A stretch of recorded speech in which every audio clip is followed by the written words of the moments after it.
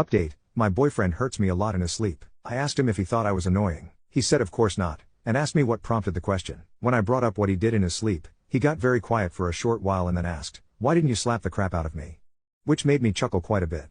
He then went on to say that he would prefer I tell him about the things he says in his sleep, stressing that if he crosses a line like that ever again I have full permission to smack the life out of him. I asked him if it was a possibility that the alcohol was making his sleep more restless and he said, "Maybe, I don't know." I then asked him if it would be a possibility to try going a couple nights without alcohol, and he agreed. Since then, our co-sleeping has been wonderful, restful, and peaceful. Another update, I had an epiphany moment. It was 3 a.m., and he was drunk. He begged me to make him a pot of spaghetti because he liked the way I cooked it. I asked him if he would strain the pot for me, because the pot we had didn't have thermal safe handles, or whatever they're called, and I often would burn myself trying to do it on my own. He grumbled for a bit and said fine, but after less than 5 minutes he said he was going to hang out in our bedroom. I begged him not to, because he would fall asleep, and trying to wake him when he falls asleep drunk often became a nightmare of verbal abuse.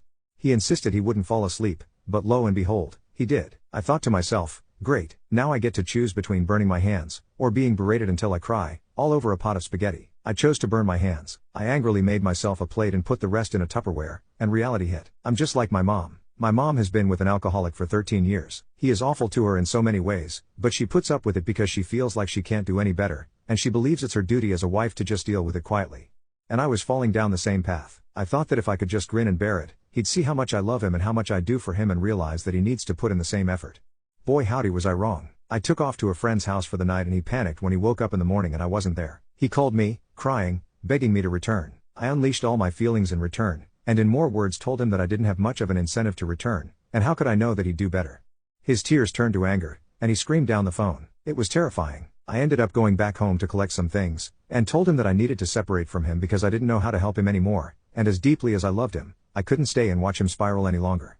I'll never forget the look he gave me. It was like I had kicked him in the stomach. I stayed with my friend for a month or so, with little to no contact with him. I ended up having to return to collect the rest of my stuff, and I noticed something strange. He had always been kind of a slob, leaving empty beer and liquor bottles on the floor beside his bed, but when I returned, by the side of his bed were only tea, soda, and water bottles.